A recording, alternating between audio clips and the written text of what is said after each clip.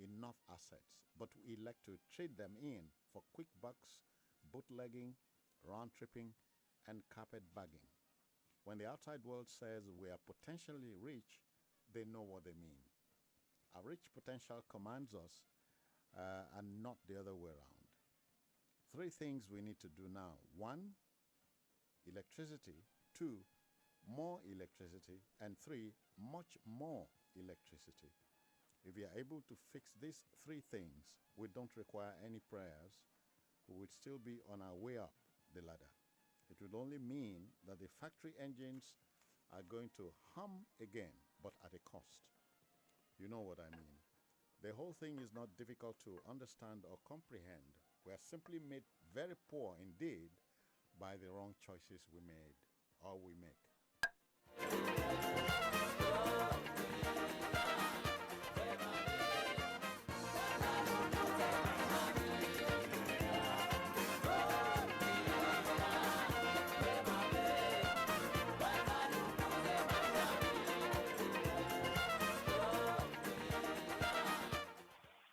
Then straight to our business this morning. The anti-corruption war. Ibrahim Magu is out of the way. So let's look at the anti-corruption war. You know, the story of the Economic and Financial Crimes Commission, EFCC, will be told in full in due course. But let it suffice here to say that the anti-corruption agency became a child of circumstance under the former President Olusegun Obasanjo government in 2003. The G7 countries initiated the founding of the body to combat money laundering and terrorism financing. The inaugural boss of the EFCC was the suave Adamawa-born police officer, Mr. Nuhu Ribadu. It scored a number of hits under the first chairman, the biggest being former Governor DSP Alamesia, the biggest fish. You know, he administered Bayelsa State, if you remember. Never mind that the opposition and anti-Obasanjo elements said the EFCC was out to hunt his enemies. Well, perhaps the most intriguing reign of any Nigerian at the anti-corruption body was that of Maiduguri-born Ibrahim Magu. 2 times his name was sent to the Senate for approval, and 2 times he was rejected by the same red chamber. Today there's a new man at the helm at the EFCC. He's 42-year-old detective and law enforcement agent Mr. Abdul Rashid Bawa. He was appointed to succeed Umar Mohammed Abba on February 24, 2021. Now, if he becomes the substantive head of the EFCC, Abdul Rashid Bawa will be the boss without a formal police training. The talk nowadays is that of an unprecedented level of corruption in government circles and beyond. Shall we look at the anti-corruption war now that Ibrahim Magu is out of the way? 2 gentlemen to bridge the subject matter. Kolawole Johnson, a member of the Nigerian Public Relations Community, is head Directorate of Research, Strategy and Program, Act for Positive Transformation, I beg your pardon. That's in Abuja. I say, Kolawole Johnson, good morning. Welcome to the program. Mr. Johnson, are you there? Hello, good morning, Kolawole. While we attempt to get Kolawole, good morning. Are you there? Okay, while we establish a link with him, let's introduce Adekunle Yusuf. He's an investigative journalist and a commentator on national affairs. Good morning to you. Good morning, everybody. Okay. Now, let's start looking at the war on corruption now that Magu is out of the way. Well, I talked about Kolawole Johnson. Is he there now? Good morning. Good morning. Yeah, how do you do? I'm doing great, and you? I'm okay. So, good morning, Nigerian. Yeah, I have Adekunle Yusuf here. He wants to take the first shot. Yeah, Adekunle. Good morning, everybody. Yeah, good morning, bro. Good morning. Yeah. When you look at, discuss anti-corruption war in Nigeria.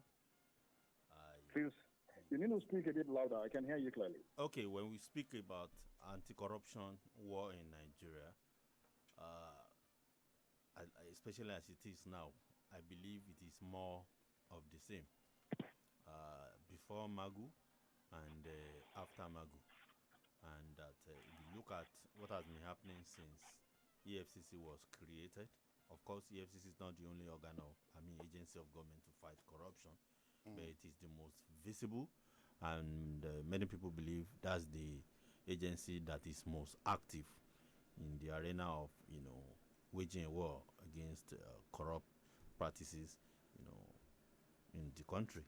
So when you look at it critically, so what we have now, as far as I'm concerned, is not waging war against corruption, because when you wage, Give it a name. I just believe that I don't. But we are not joking here. Yes, we are not joking. You see, when you are fighting corruption, there are things that you do, and there are a lot of things that you not do. For example, we are not fighting corruption. Okay. What we are? You think corruption is fighting back or what? No, corruption is not fighting back. We are not fighting. When you are fighting corruption, I believe you put machineries in place to make sure that it becomes a little impossible or totally difficult for corruption to take place or thrive. If you are not doing that, you wait until corruption takes place, and you don't waste humongous, resources of the of a very poor nation like Nigeria to pursue corruption. Yeah. After it has taken place, Yeah, after it has deprived the people of the development they yearn for, that's not fighting corruption. So if you are fighting for corruption, I can tell you many things you must do and many things you must not do. But when you look at we'll talk about it. That's why we're here. Kolawole Johnson is here. How do you open? Well, first, the general term in the public space is to introduce every other person as a political analyst. Thank God for journalists these days who are speaking up. Who seem to have a platform these days to speak. In those days they just bring every other person and you call them political analyst. And if you actually talking to a political analyst, there are 4 dimensions to it. First, it is either he is talking from the semantic angle, or second, he's talking from the normative angle. Normative, simply talks about what should be, what ought to be. Like our friend in the studio is driving now. Then you have the empirical school, where arguments are supported with data. That's the third school. Empirically, scientifically. Yeah. Huh? That's the third school. Yeah, the third school. And the last is the policy analysis that combines the empirical, the semantic, that talk about the concept and the context. If we pick empirically and we take the data on ground right now, you can simply conclude that empirically we are not there in terms of our anti-corruption fight. And remember that there are different approaches to analysis. You have the traditional that talks about the institution itself. The institution, without looking at the behavior of the managers of the institution. But even if you look at both the traditional, the classical, and the modern school, the Marxism school, if you study our institution, which is the first school, you will understand that our institution seems not to be created to be independent of the state, to be independent of the actors of the state. So as long as the institution that should stand on its own to fight corruption is still tied to the apron string of some executive members, that should be checked in the first instance. We may not be going far with the anti-corruption war. The second is this: as long as you have characters who are not clean, who do not have the required integrity or the prerequisite credentials to fight corruption, as long as they are tainted and they have some things that can always be the black spots in their white cloth, one thing would always happen. As long as they want to fight, even if they have the will to fight, the moment they flash them their black spot, they will always withdraw. So that becomes their bait to withdraw from fighting frontally. So if you look from the two angles, you will know that we're in trouble. However, let's attempt to give the young man that just came on board the benefit of doubt. Even if, again, statistically, by the way he came in, you may want to suggest that we may not actually have a very independent person who can confront everyone involved in this game. However, let's give him the benefit of doubt. Well, you will understand that those who emerge too, they emerge from the same society we are, a corrupt society, a society that even the follower who is not in power is looking for a day to get there so that he can steal too. If he's criticizing today, many of them who call themselves activists, who call themselves different names, fake anti-corruption fighters, they do that also to get money. So the system is so corrupt that you don't even know the right person fighting corruption, even from the public space, from the so-called NGOs. All right. So Kola, we are saying now that Magu is out of the way, we can see clearly now. We can see clearly the road ahead, and so we can appreciate and talk about the war on corruption, especially with Let me cut in there. Okay. Let me cut you in there. You said now that Magu is out, we can see clearly. Was Magu the obstruction before? Now that Magu is out of the way, we can begin to forget about, what's the word now? Confirming him or not. Let's start the war. Let the war not stop. That's what I'm saying. Okay. Now, the young man who is, the main reason why I took it from both the institution and the behavioral angle is to look at the institution itself and the actors, those who manage the institution. You cannot separate the viability, the health of an institution from the managers of that institution. Yeah. They say a team is as strong as the captain or as weak. Oh, yeah. Except when you build a strong institution that can resist, that can resist tyranny, that can resist managers who are not towing the line. Even at that, they will still do damage. Take, for example, there are some things the U.S. for before now. But the character of Trump was changing a lot of things about them. But that's the dynamics of what? Yes, that's the dynamics of change. There is no way the opinion, the exposure, or the personality of the leader would always come to bear on the institution or on the country or on any agency he or she manages. As a matter of fact, you have heard people say that your country cannot progress beyond the thinking of the leader. And that's the truth, because every decision they make come to bear, will reflect their opinion, will reflect their exposure, will reflect their personality.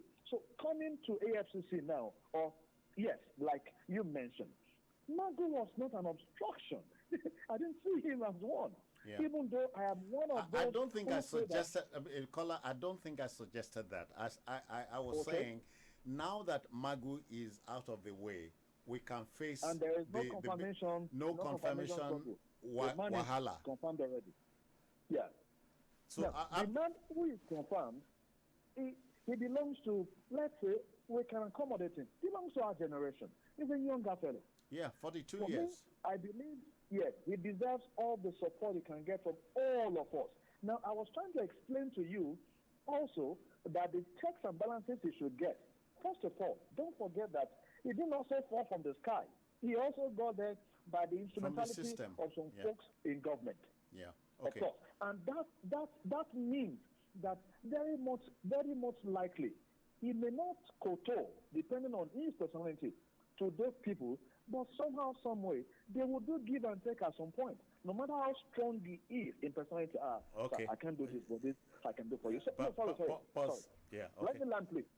Let me land, please. Now, if such is going on and you don't have followership, the NGOs, the activists, so-called activists, who can take him up and ensure that he sits tight, we're in trouble. That is why I said that even the followers, who should also hold him accountable. We are virtually, everyone is looking for what to eat.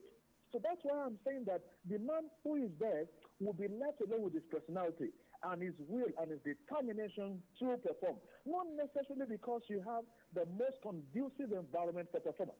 All right then. Adekunle Yusuf, you remember the story of Professor Pronde of the NDDC who Yep. collapsed, blah, blah, blah, blah, blah. Yes. No, it's no laughing matter. That's behind us. Who was portrayed to have collapsed? Go ahead. What we saw. Okay. Okay. Except you have additional information. Let's go ahead. Okay. Let's get serious. I'm looking at the war on corruption away from that. You remember off the mic and don't off the mic and all that. It's still part of it. So the EFCC under Abdul Rashid Bawa is having a new birth, a new lease of life. Yes, so to say, a new lease of life, but just as the last, Kolawole. Mr. Kolawole said, it's not a new it's not a new EFCC. It's inheriting The same an stable. EFCC that will still work within the Nigerian political milieu, within the same administration. You knew when Magu came up, there were, there were high expectations. Many people said great things about him. Okay. But when you look at what happened, nobody You think most of what happened were not stage managed? No, that's not what I meant. Okay. You were in an administration where you see a lot of infightings. You see the Attorney General versus Magu versus DSS. Attorney General. That's 2. 3 DSS versus Magu. Throughout his tenure, he was never confirmed. He was an acting capacity. Okay. And all these... Did that tell you anything? It says a lot because the report that the Senate depended upon to refuse to Which confirm of the it. reports? There were 2 reports here. Well, let's talk about the first one by the DSS. It was 1, it was not 2. Then when he was renominated, I'm coming. Okay. Then they said 2. 1 came earlier, 1 later. Whatever we are made to believe, the same reports came from the same DSS, and in a country with the government, some of us thought that some heads will roll. That how can an agency of government be speaking from both sides Of the mouth. and the commander-in-chief is there? So, but that's history now. Nothing ever happened. And we moved from there to an attorney general that was first rumored to be in bad relationship with Magu over this and that, but we didn't believe anything until there was a memo. And in the memo, you said Magu was not a clog in the wheel of anti-corruption fight I in never Nigeria. said so. You said it. I said you said that. No, It was no. I said with Magu out of the way, no question of clearing or not clearing by the Senate. okay. Let me now. That's what I mean. Okay, let me land. But when you read the Attorney General's memo, he portrayed Magu as the clog in the wheel of anti-corruption. Then quote the Attorney General, not me. That's where I'm going. That Okay. you didn't say it was a problem to anti-corruption Okay, in Nigeria. okay. That the Attorney General, the sitting Attorney General, a Minister of Justice, said so. Kolawole, share you did hear. So say no. Are they here? He said most unpaintable things. If you read that memo, he listed 22, Crimes. serious allegations. I wouldn't say crime. Okay. Serious allegations. Against Because I Magu can at allege. the time. So, and you know what happened? So about 2 or 3 weeks after, how Magu was on his way to his office, what happened. They said he was not arrested, he was not ambushed, but let's assume He spent a night there. we he didn't believe spend them. a night there, And you and see so on. how long, and so to me, if you want to take over a new job, a new office, you have to think about your predecessor. What happened to them? Maybe you want that to happen to you. So you know what happened. Justice Salami, how long it took them, they even extended. At the end of the day, they spent public fund. Today, nobody saw that report. Remember? No, the report is not ready. No, the report was ready. They submitted the report and left. Let me tell you why they were doing that. They made sure nobody had access to that, When you say they, who are these they? the presidency officials, Malami, and other, actors in the presidency. Okay. So nobody had access. I thought whatever they were doing sorry, that. The head of the EFCC reports to Mr. President. Reports to Malami.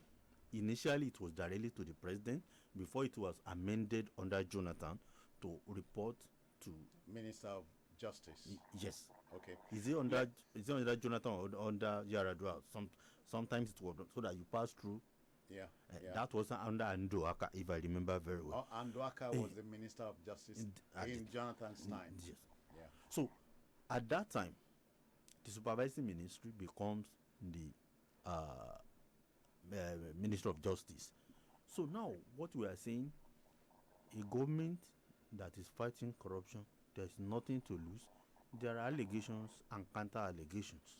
And my expectation would be that if you investigate B thoroughly, you set up a panel, whether presidential or ministerial. Now, what about the other allegations? You need to also investigate them. Because except you want to say somebody is above the law, if nobody is above the law, allegations does not mean you are corrupt, does not mean you are guilty. It means somebody is raising doubts, is raising questions. About now your let us verify. Yeah. Now you said you have verified those of Magu, but we must not have access to what you knew or what you want to tell us that you knew. Yeah. But by your actions later, we knew that probably what you got to know about Magu may not necessarily be true. Yep. All right, let me announce that you're listening to Citizen Jones now, and the big talk for the morning is the anti-corruption war now that Ibrahim Magu is out of the way. That's what I said. And you're listening to Radio Now, 95.3 FM. And take your time from us. It's 25 minutes past 9. I have two gentlemen, Adekunle Yusuf, an investigative journalist, you just heard him, and in faraway Abuja, Kolawole Johnson, MNIPR, head Directorate of Research, Strategy and Program, Act for Positive Transformation. Johnson, can you count your blessings in the area of corruption fighting? Well, I can only count my woes. Count your woes. I don't deceive myself, yes. Please. Let me share my experience, sorry, not me. Let me share our experience with you, because a lot of times what you hear is just the spokesperson. There are quite a number of guys who are working, under the radar. And that was even our strategy that, okay, if we expose most of our men, if they come after us to divide us, we'll be in trouble. Once they divide, of course, we know that we are used to that strategy of diffusing whatever you tend to divide and do. conquer. Yeah. Now, in those days when we started, we were trying to do something different. I was privileged to work with some some exceptional minds, great brains. I can give you examples of folks who came back from UK. Of course, I can mention our project manager came back from UK, finished her master's, and came to Nigeria, took up this job pro bono. Pro bono, not a single penny. So we have quite a number. We're working on this thing together. And what we wanted to do, set out to do is that, okay, let's take each agency. You can't change the entire country at once. But the way things are going, there may not be a country again to fall back on in terms of resources. And that's, we are saying already, that let us take institutions, agencies of government, one by one, and see the ones we can change, which, we do the first one, you move to the next, and the next, until maybe we are exhausted. And we can see that, okay, perhaps because of our work, the anti-corruption work war would have taken a new dimension, then we won't need to do the job of the state for the state. Yeah. That was what then we started, and we put all our bet, put our life on the line, put everything. For example, I'm alive by God's grace, honestly. Just by God's grace, nothing less, nothing short. And we were thinking the state will act. We did our part. You express corruption, then the state also act. But we discovered that the state rather wants to pamper, romance corruption, rather than taking action against corruption. Why do you say so? No, it is not why I said so. I told you empirically, look at it. Okay, let me give you some timeline. Yeah, go on. The listener is interested in some of these cases. If you can cite them, that's what I'm saying. The what? If you can cite some of the cases, the listener is interested. I'm citing the one that the entire world knew that we stood on. What has happened till date? Who has been prosecuted? Which one? On account of corruption? Which one? NDDC. You mentioned Ponde. Okay. You mentioned Ponde to our friend in that, with you there. So I'm taking it up from there. NDDC, we took up NDDC and we did in-depth investigation, as in court sharp-edged investigation that you can't, I doubt if you can go further than the kind of details we had. Not just payments, contracts themselves, where they were, pictures of non-implementation. We brought everything out. And even monies due to some folks that were paid wrongly. We brought even account number where they were paid into. We brought those details out. We were expecting the state to act. We didn't expect that those guys would even spend 2 weeks, even a week after in office. The first one was in April. The first contract came. We exposed that. April what year? April 2020. April 2020. The next thing Mr. President did was to extend the tenure of those guys. Okay? Now we moved ahead again. The president said he was waiting for the National Assembly report. The Senate sent report. What happened thereafter? Nothing. Absolutely nothing. Now it got so bad. Are you privy to the report sent by the Senate? Well, I saw some part of it. We had reasons to criticize that report that it wasn't solid enough. Even at that, their recommendation was enough for Mr. President to take action against those guys. Not just to remove them immediately, but to prosecute them if we're actually serious about anti-corruption war. Okay. I said on TV clearly that if you want to prosecute these guys, we have enough information to hang them. You don't need to do another investigation. We'll submit these ones in court. That's all. That's all you need. We said most of these things then. Also, if nothing was done for such a long time, even when some of them were to be removed, look at it. They said because of a court case challenging their tenure. No, the government never referred to the corruption allegation of cases hanging of them. No reference to that. And that shows you that even if we continue from now to eternity, nothing will happen. Imagine the energy, the resources that can we put into that. And please remember this. I kept saying it. The most terrible thing you can do in Nigeria is to think you will get resources within to fight corruption. You're in trouble.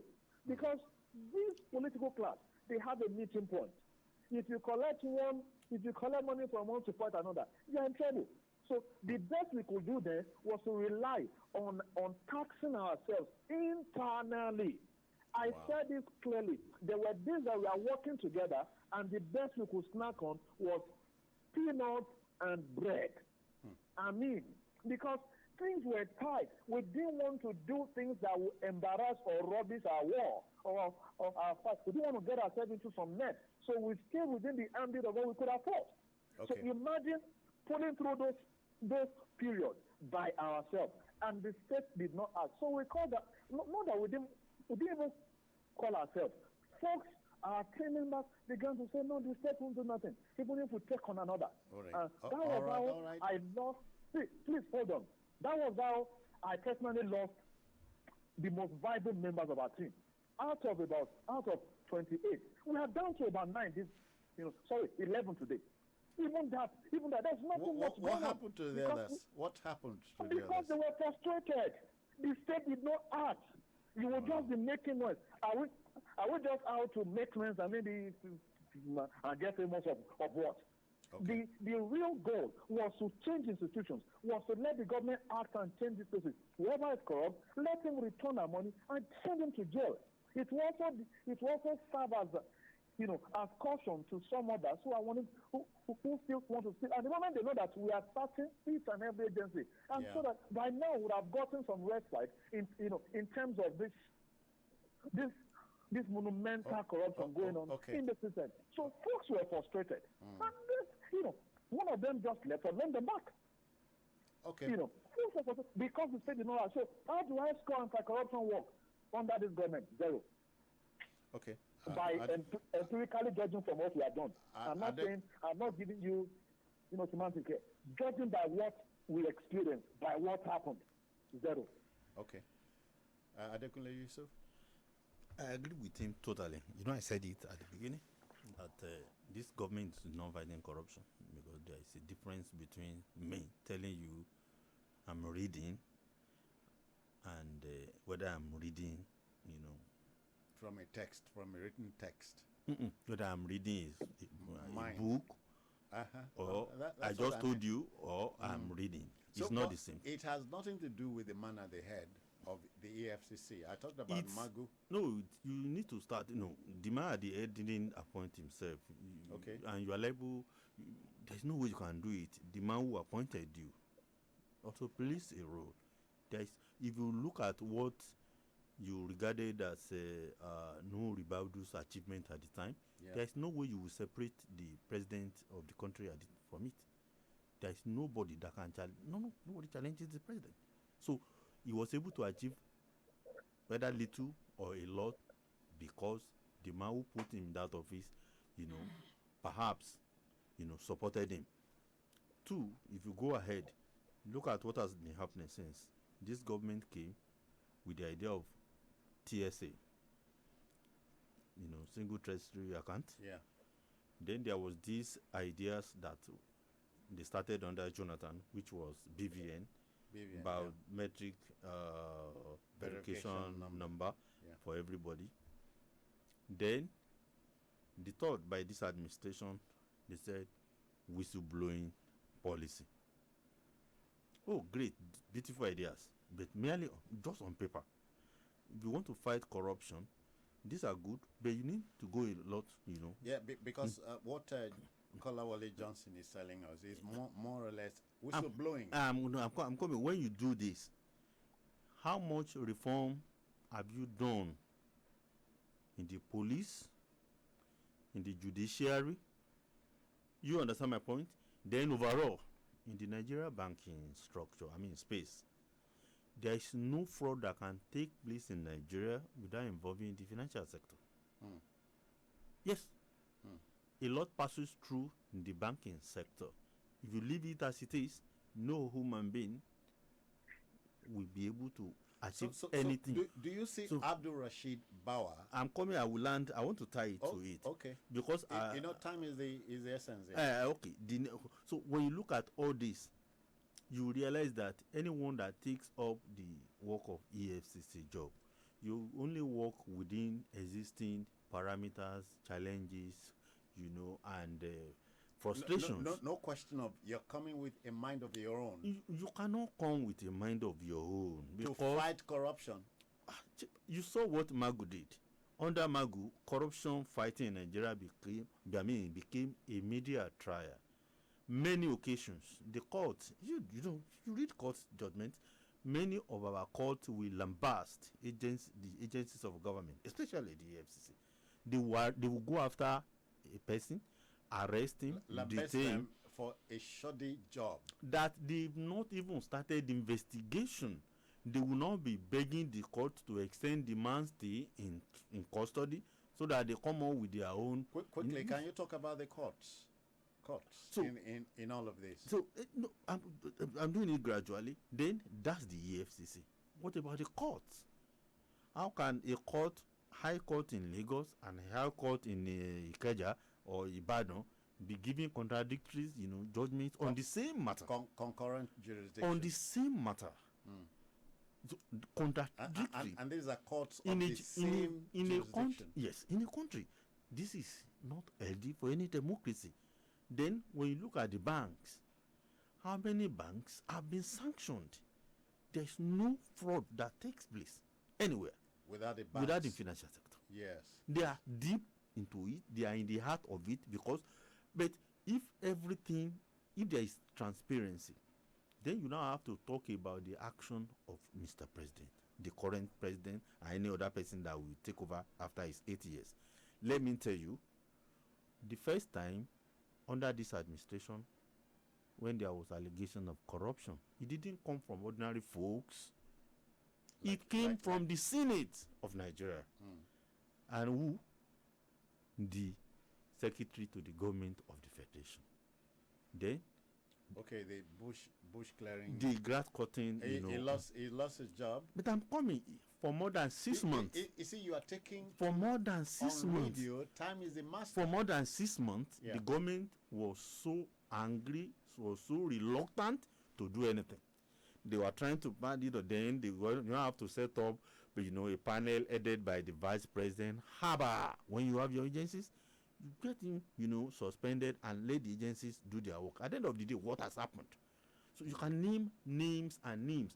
This immediate past service chiefs, allegations upon allegations against them. You investigate, but when you see the presidency reacting, they will say no, never under this government. There is no government, there is no president that is totally infallible. Okay. All right. Brother Johnson, he has talked about the courts. What will be your take on it? The courts, the position of the courts in this war on corruption.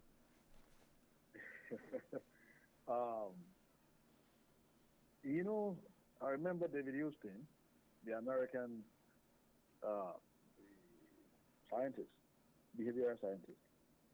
He defined politics as the authoritative allocation of values. Another defining that the battle for who gets what and what. See, as long as the political class is not serious about giving us viable institutions, strong independent institutions, we will still be talking about these as long as it remains. The courts ought to be not just the last hope, but of course, a credible and objective hope. The same thing I explained to you earlier. If you understand that concept of institution and the behavior of the manager of the institution, you understand this clearly. That as long as you don't have an independent court system that is not taken directly Johnson, but the members of that court. I'm coming. Hold on. Members of that court. Hold on. I'm not. Bros, you don't owe for this system now. Wait. I want to tell you that the members of this court will come from the same country. That's the point I wanted to make.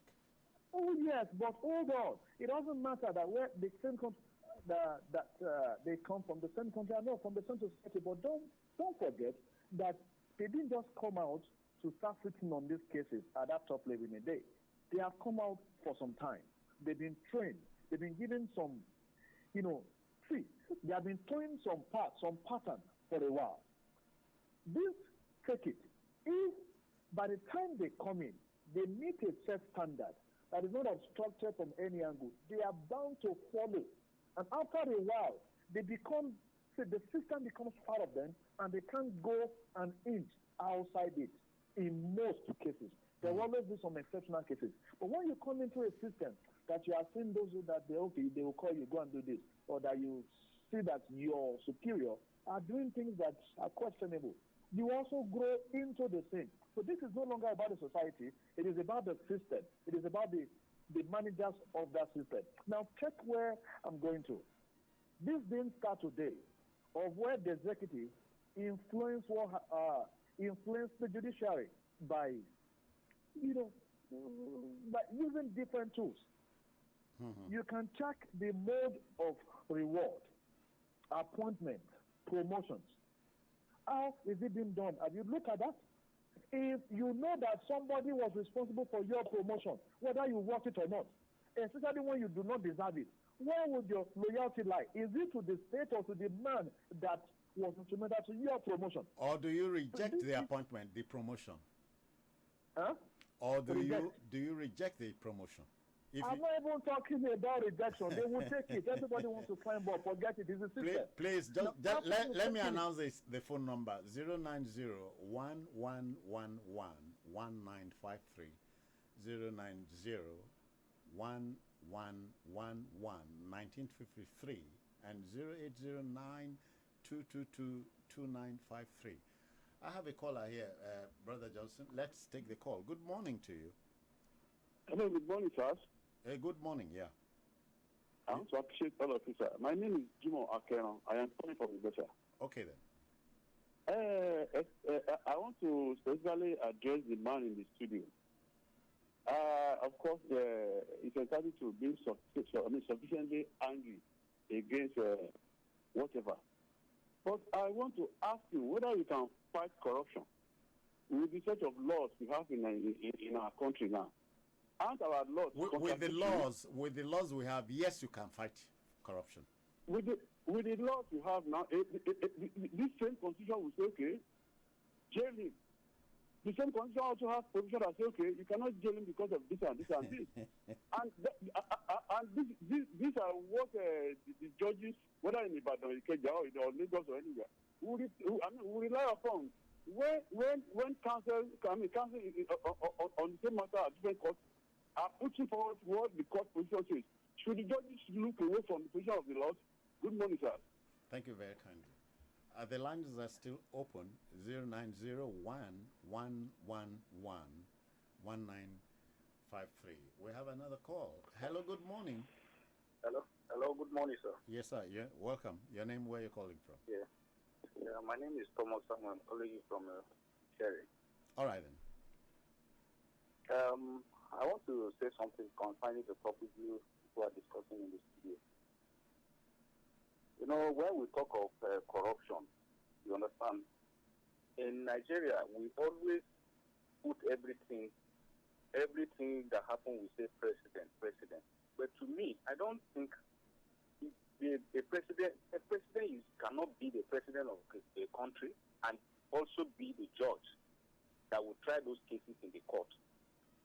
The way the lawyers handle this case, everybody in this country, now one of your analysts said that under Magu, that the corruption cases became a media trial. It is the same analyst that will come to studio and say that if the media did not report it, they will say the government is doing things in secrecy. And the same people now are saying that if the issue come out, they will say it's a media trial. So I don't even know the position we are trying to take in this country.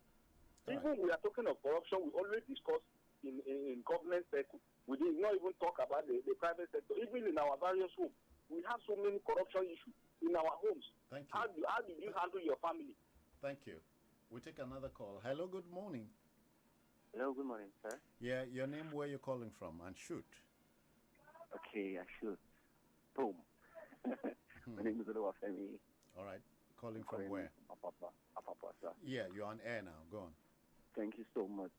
Sir, corruption is like a parasite that that prowls the length and breadth of our dear nation, Nigeria. Like a monster that is set loose with an aim to unleash mayhem. Really, it is not our laws. We have we don't have issues with our laws. I think it's about law enforcement. Now, I want to make an inference to the last caller, sir. You know, in a society, in a socio-economic construct like ours, everybody cannot be good. You have deviants, you have people that will obey the law and people that will not necessarily obey the law.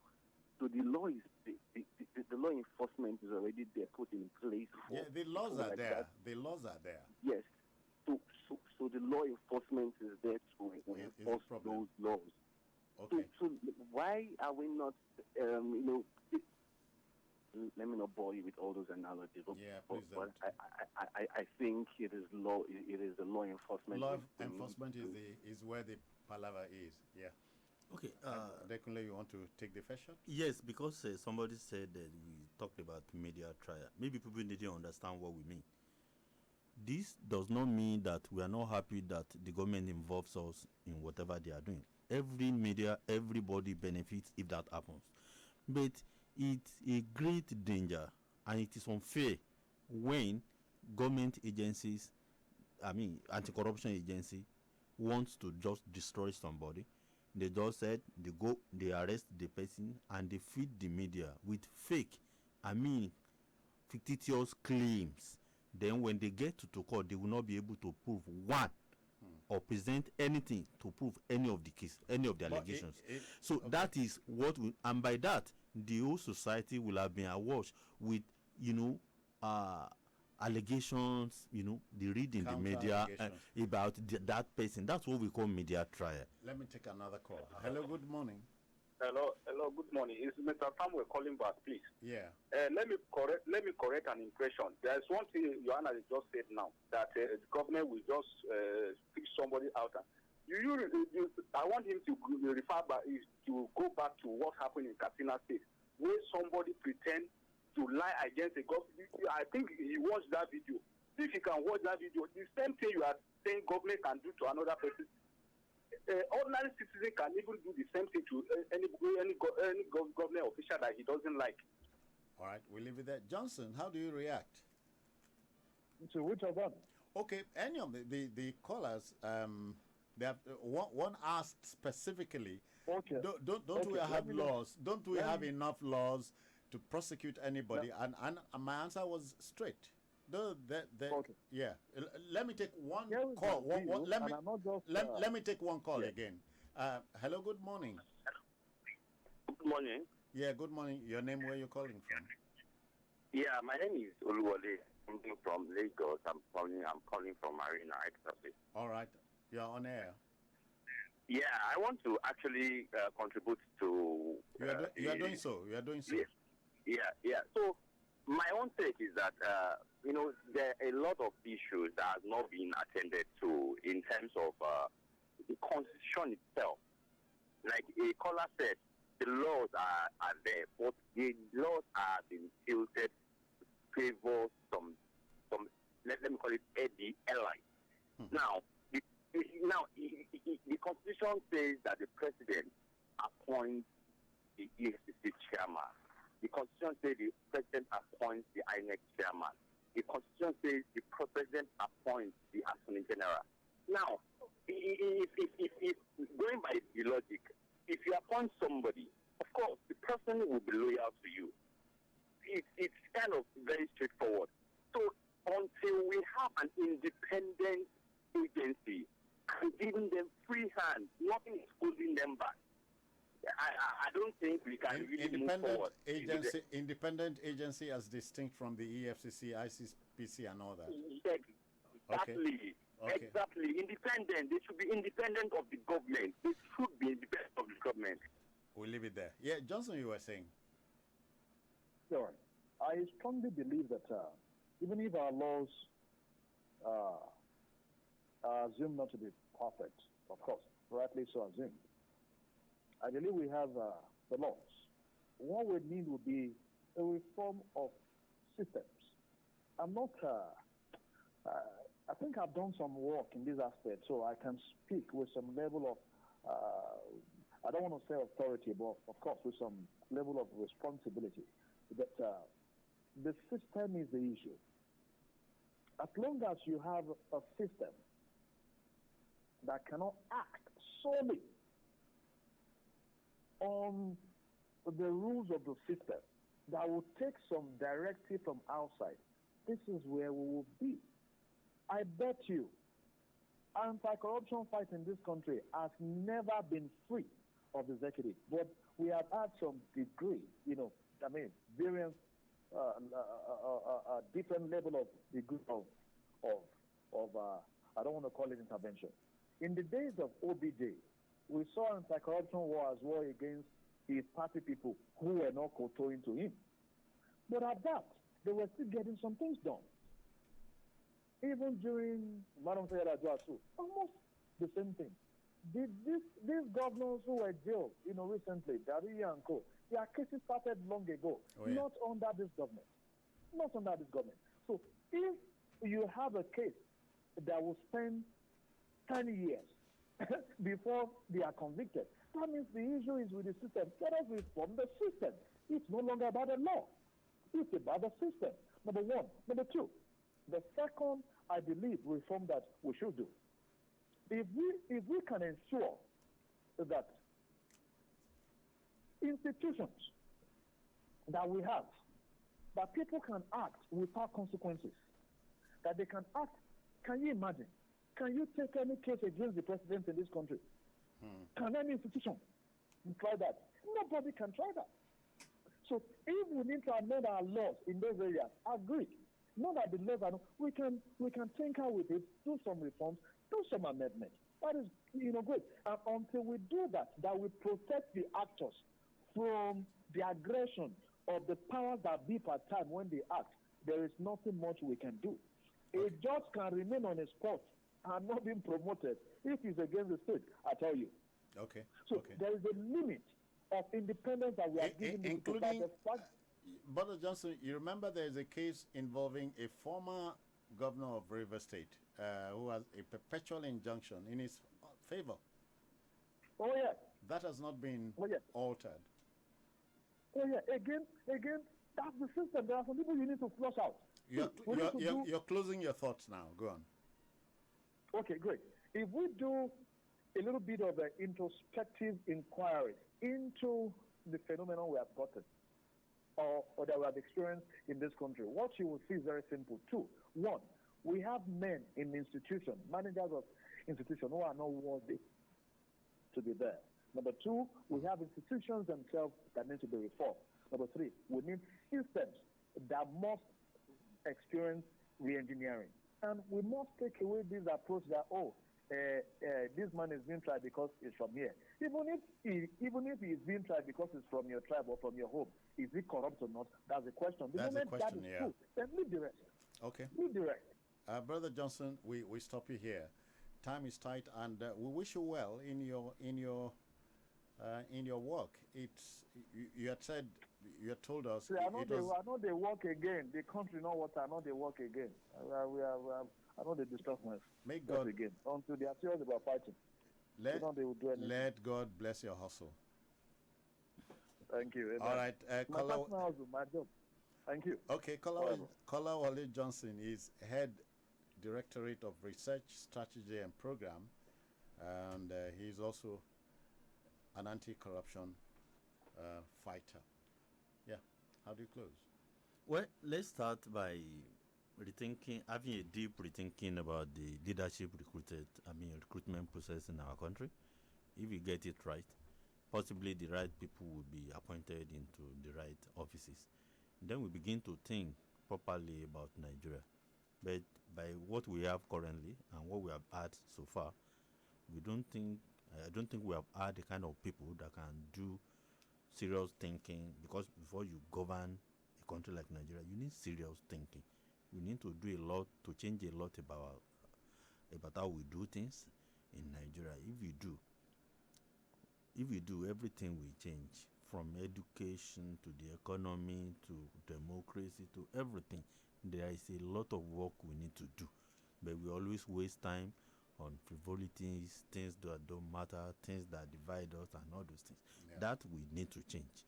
And if we do, to be to the benefit of everybody in All Nigeria. right. We want to thank Adekunle Yusuf, who is an investigative journalist and a commentator on national issues. He came along just as we discussed the anti-corruption war, now that Ibrahim Magu is out of the way. And we thank the listeners as well, not forgetting the callers. We'll be here tomorrow. Take care of yourself. Let me thank Yaya Aliu and Samuel Manua, who were at the controls. ID John produced. Reach ID John on 0802-333-4386. That's if you desire to sponsor this program. 0802 333-4386. That's ID John. I'm Citizen Jones. Bye-bye now.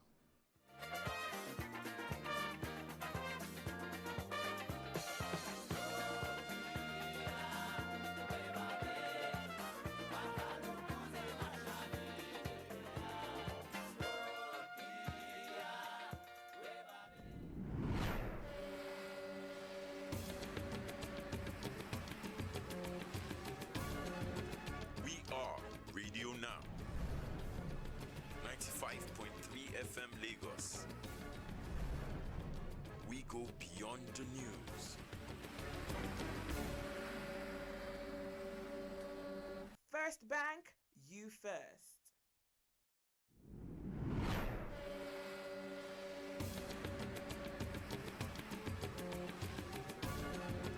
We are Radio Now, 95.3 FM Lagos. We go beyond the news.